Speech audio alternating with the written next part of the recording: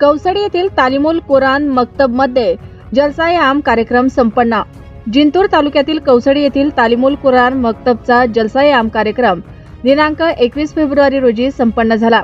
या कार्यक्रमाचे अध्यक्ष मौलाना तजमुल अहमद खान मिली हे होते, तर मंचावर उपस्थित मौलाना सिराज नदवी, मौलाना अब्दुल मकसूद काझमी, मौलाना अनीस मिली, मौलाना अब्दुल हफीज मिली, मौलाना सलमान मिली, मौलाना रहील मिली, मुफ्ती अब्दुल माजिद मिली, मौलाना शकील काशिफ, हाफिज मुबिन मोहम्मदी, हाफिज इलाही, मुफ्ती लुकमान काझमी, मौलाना इरफान इशाती, मौलाना बिलाल मिली, मौलाना नईम मिली, मौलाना इरशाद मिली हे होते। या जलसा ए आम कार्यक्रमात एकूण 75 मुला मुलींनी सहभाग घेत नाते पाक, भाषण, ड्रामा उपस्थित नागरिकांसमोर सादर केला।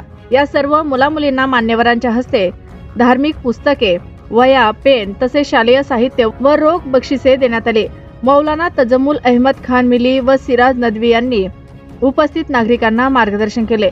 या मुला मुलींना धार्मिक शिक्षण मौलाना अजमत खान यांनी दिले। हा कार्यक्रम यशस्वीरित्या पार पाडण्यासाठी अकबर बेग, अफरोज शेख, रहीम गुत्तेदार, नियाजुद्दीन शेख, मंजूर शेख, सुलतान बेग, उमर खान, वैभव शिंदे, वाजिद अन्सारी, शेख अब्दुल्ला, हुब्बू अन्सारी, शेख सोहेल, जमू अन्सारी, माजिद अन्सारी यांच्यासह मुस्लिम तरुणांनी परिश्रम घेतले होते। सुब्हानका ला इल्म लना इल्ला मा अल्लमतना इन्नका अंतल अलीमुल हकीम। रब्बि इश्रह ली सदरी व यस्सिर ली अमरी वहलुल उक़दतम मिन लिसानी यफ़क़हू क़ौली।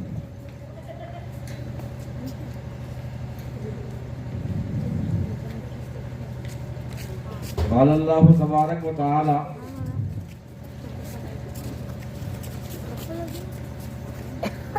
या अय्युहल्लज़ीना आमनू कुतिबा अलैकुमुस्सियाम कमा कुतिबा अलल्लज़ीना मिन क़ब्लिकुम लअल्लकुम तत्तक़ून। वक़ाल अल्लाहु तबारक व तआला इक़रा बिइस्मि रब्बिकल्लज़ी ख़लक़।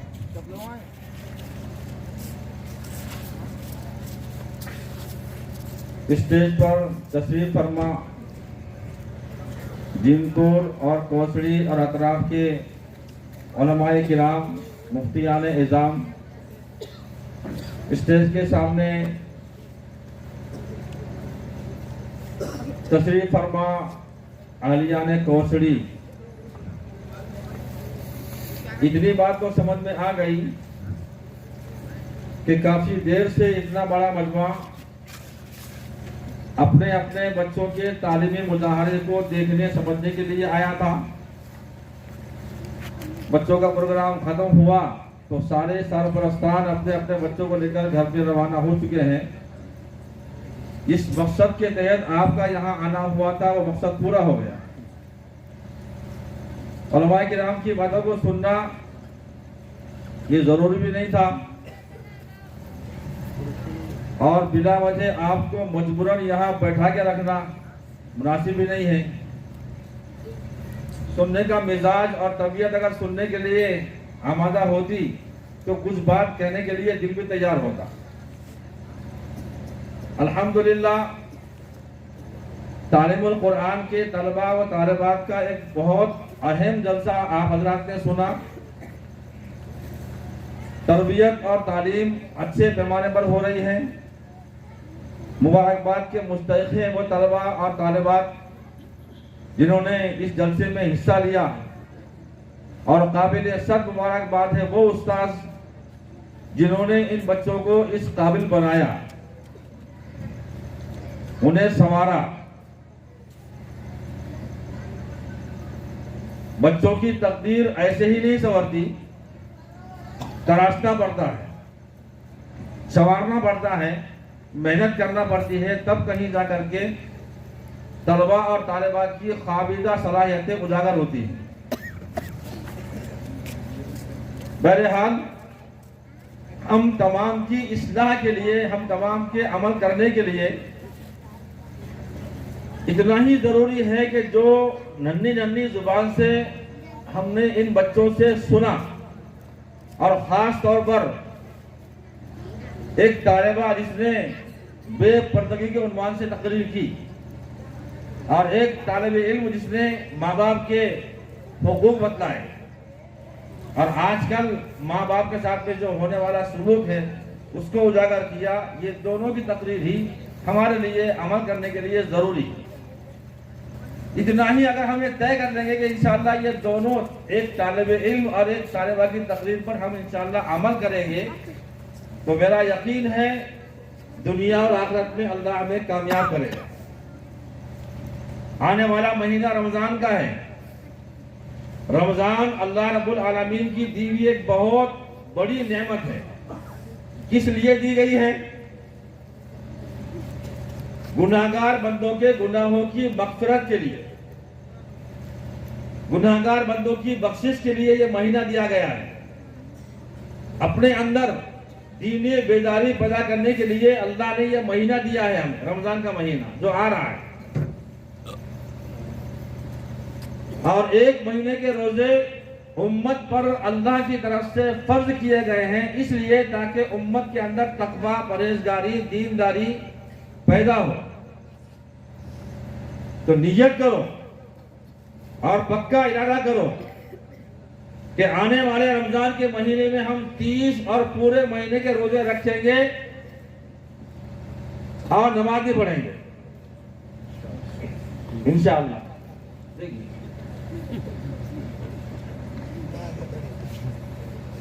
ये भी नियत करो कि रमजान के रोजों का पूरा एहतमाम करेंगे, रमजान के महीने में 5 वक्त नमाज का एहतमाम करेंगे और तरावी को नहीं आएंगे।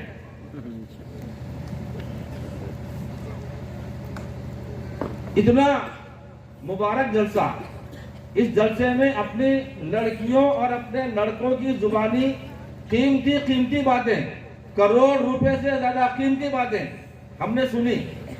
और दीन की बातों को सुनने का मकसद क्या है कि आदमी अमल पर आए।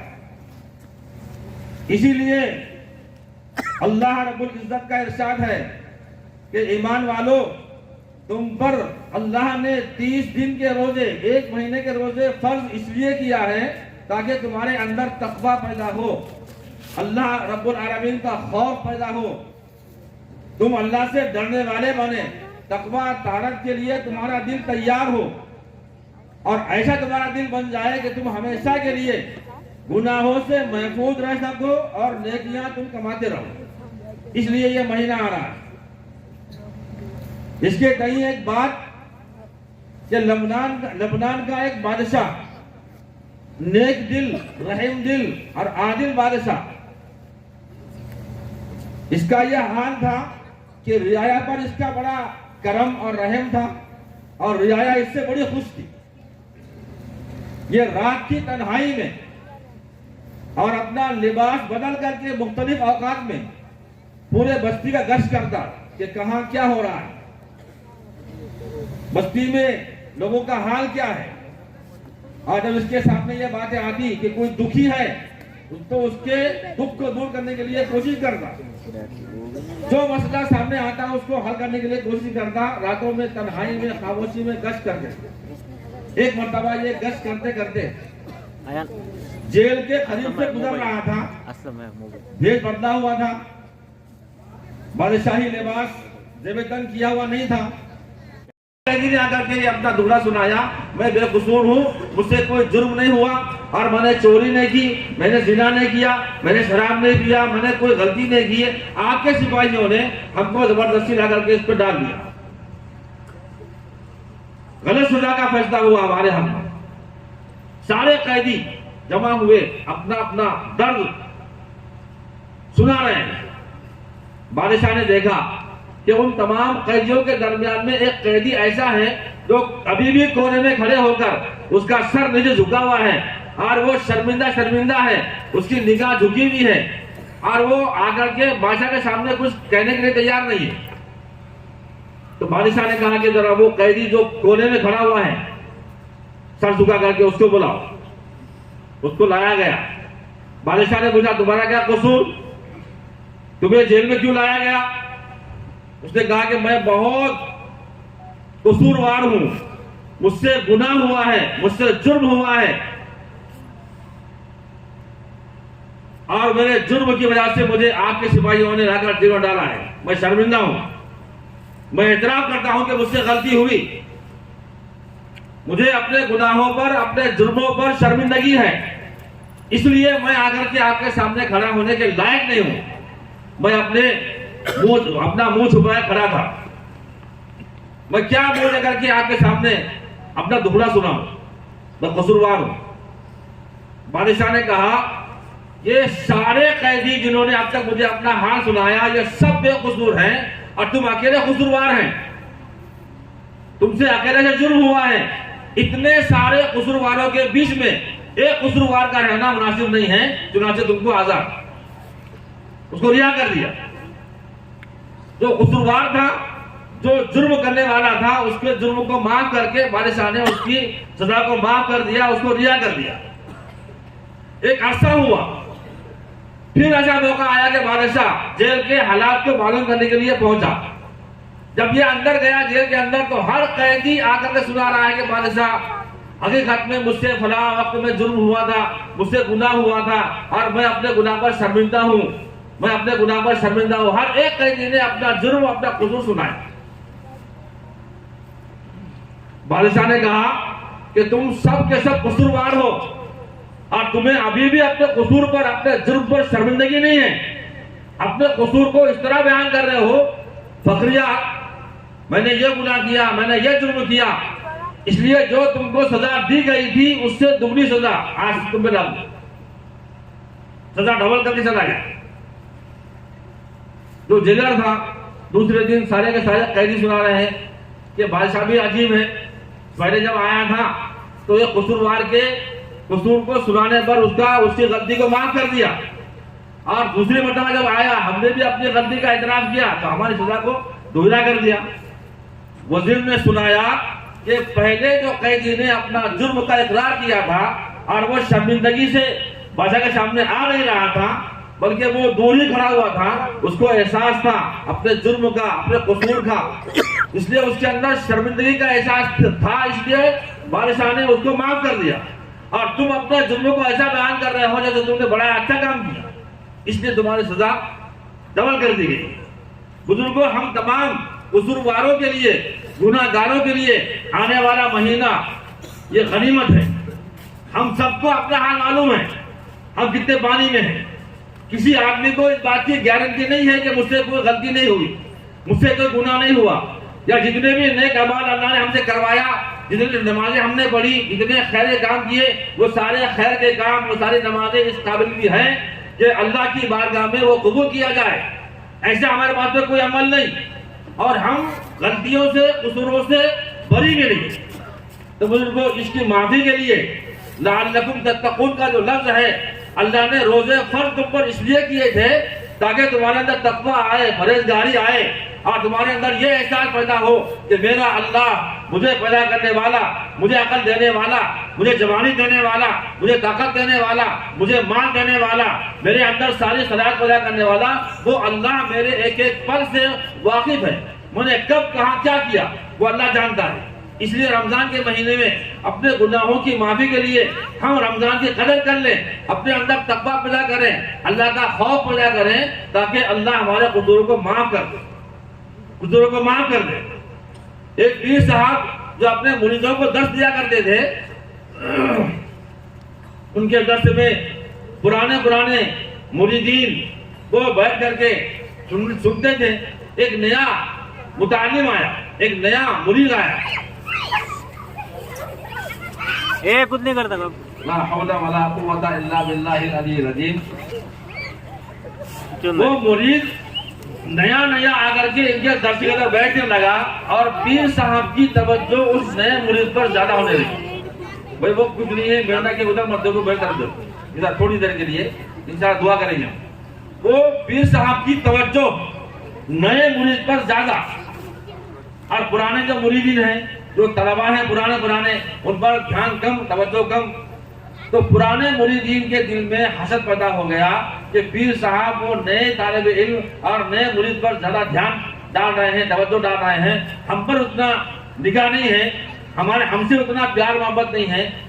हसद का मद्दा पैदा होगा।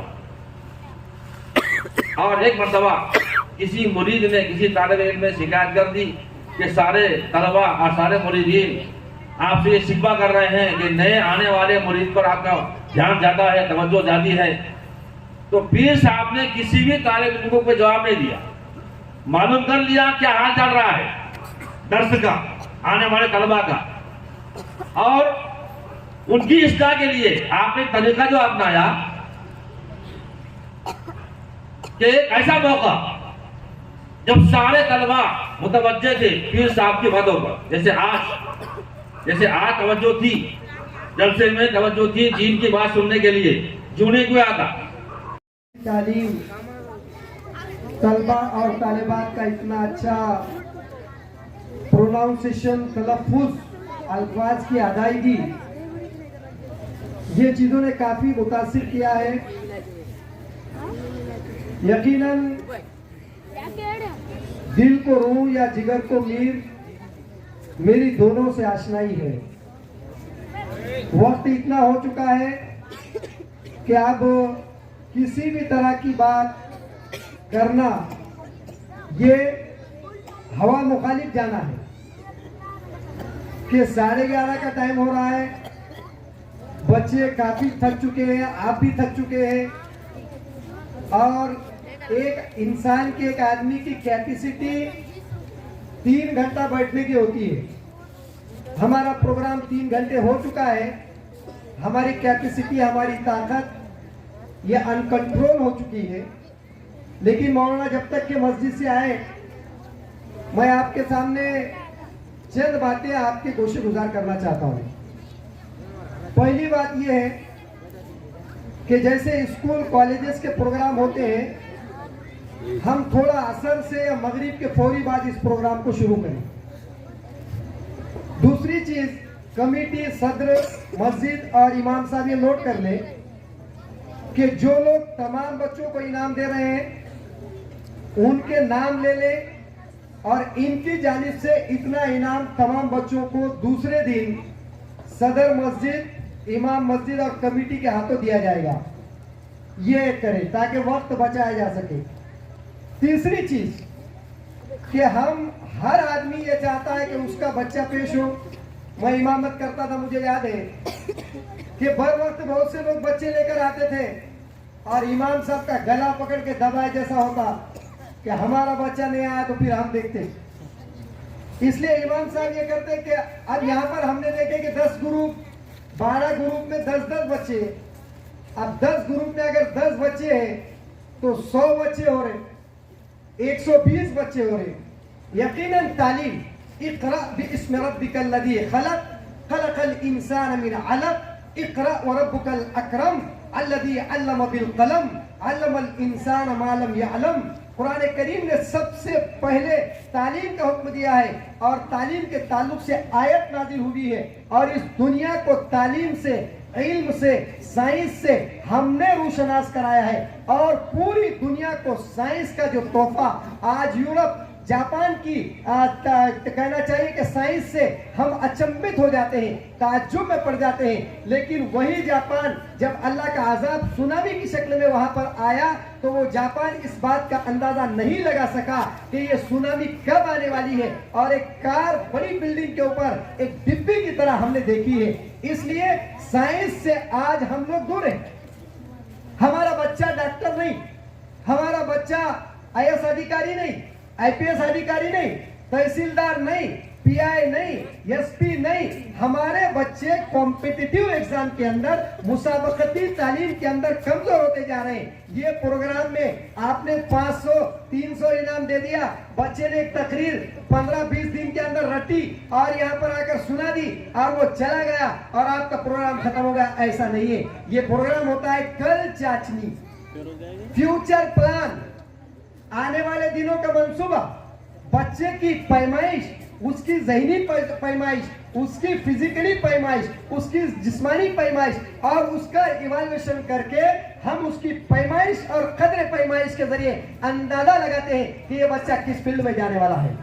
एक बच्चे को गाने का शौक है, एक को डांस का शौक है, एक फुला का शौक है, फुला का शौक है, वो बच्चा उधर भागते रहता। इन बच्चों के रुख को मोड़ना पड़ता और दीनी तालीम से हम ये कहते हैं सर सैयद अहमद खान ने आज से कितने साल पहले, आजादी के पहले 70-75 साल पहले कहा था कि एक हाथ में मुसलमानों के कुरान हो और दूसरे हाथ में साइंस हो। मैं आपको बताऊं कि जितनी साइंस या उलूम है, आपको बेहोश करने का इंजेक्शन हो, जमीन का पैमाना हो, आपके दिल की धड़कन को गिनने का पैमाना हो, पहला सर्जन, पहला ऑपरेशन करने वाला ये भी मुसलमान था। और आज लड़कियों की तारीफ देखिए, कितनी लड़कियां बैठी हुई है, लड़के कितने हैं, स्कूल के अंदर कितने लड़के हैं। अब तो मैं कहता हूं, हजरत मौलाना तजमुल अहमद खान साहब मेरे भी उस्ताद हैं, मैं उनसे ये कहता हूं कि अब तो ये मुहिम चलाना पड़ेगी कि लड़के पढ़ाओ और मुआशरा बचाओ। हम देखते हैं, मैं 11वीं 12वीं का पढ़ाता हूं, मेरे पास लड़कियां अगर 42 है तो 10 लड़के ही, इसलिए कि पहली इस मैं बताऊं आपको कि साइंस के आप पीछे नहीं है। आकाए नामदार मोहम्मद रसूलुल्लाह सल्लल्लाहु अलैहि वसल्लम के जमाने में शहर नबवी में जो दवाखाना चलता था और जो जंगों में खैमे लगते थे, जख्मियों की मरहम पट्टी होती थी, तो वो रुफैदा बिन्त साद असलमी अंसारी रज़ी अल्लाह तआला अन्हा वो आपने, ये पहली सर्जन है, पहली डॉक्टर है कि वो जख्मियों का को मरहम पट्टी करती थी, उनका इलाज करती थी। हमने लड़कियों को आगे बढ़ाया है, ये लड़कियां आगे बढ़ रही है। जरूरत है कि लड़कों को आगे बढ़ाओ और आगे बढ़ाकर साइंसी उलूम उसका रुझान देखो और उसके हाथ में कुरान दो। अल्हम्दुलिल्लाह मौलाना अजमत खान मिल्ली मेरे शागिर्द हैं। आज इतनी खुशी भी, हजरत मौलाना तजमुल अहमद खान साहब बार बार हिदायत दे रहे थे कि मौलाना देखो फला बच्चा कितना अच्छा पढ़ रहा है, फला बच्ची कितने अच्छा पढ़ रही है, कितनी अच्छी तकारीर की है इन बच्चियों ने। ये बच्ची फ्यूचर दर्द खुद परेशान की कहां से उठे, बहुत बातें हैं बोलने की और जरूरी बातें हैं, और समाज को अब यहाँ पर कहना चाहिए कि बेदार और जागरूक करने की, लेकिन वक्त इस बात की इजाजत नहीं देता। मेरे उस्ताद हज़रत मौलाना तजमुल अहमद खान साहब आ चुके हैं। मैं यही कहूंगा कि इस प्रोग्राम को और सिस्टमेटिक करते हुए कोई ऐसा दिन निकाला जाए कि जिसमें 75% लोग खाली रहते हो। उस दिन में स्कूल की तरह एक लंबे वक्त में 4 घंटे इस प्रोग्राम के लिए लगाए, टाइम दे। हम बच्चा 1 महीने से मेहनत कर रहा है और बाप आधा घंटा आके बैठ रहा और अपने बच्चे को गए 2 मिनट वापस चल जा रहा। इससे मसला हल होने वाला नहीं है, इससे फ्यूचर बनने वाला नहीं है। जो बच्चा खड़े हो गया वो खड़े ही होने वाला है और वो आगे चलने ही वाला है, और वो फ्यूचर का डॉक्टर है, वो इंजीनियर है, और वो वकील है, वो जज है। अरे वकील और जज और दीगर बड़े बड़े प्रोफेशनल जो पेशे हैं वहां वो गायब है हमसे। इसलिए मैं उम्मीद रखूंगा कि आने वाले प्रोग्राम में इंशाअल्लाह बहुत अच्छा प्रोग्राम होगा। अल्लाह ताला आप तमाम लोगों को अजर जजील अता फरमाए। एक अच्छा प्रोग्राम आपने मुनाक़िद किया और उनके उस्ताद मौलाना अजमत खान मिल्ली को भी जज़ाए खैर अता फरमाए। यहीं पर मैं अपनी बात खत्म करता हूँ। व आखिर दावाना अल्हम्दुलिल्लाहि रब्बिल आलमीन।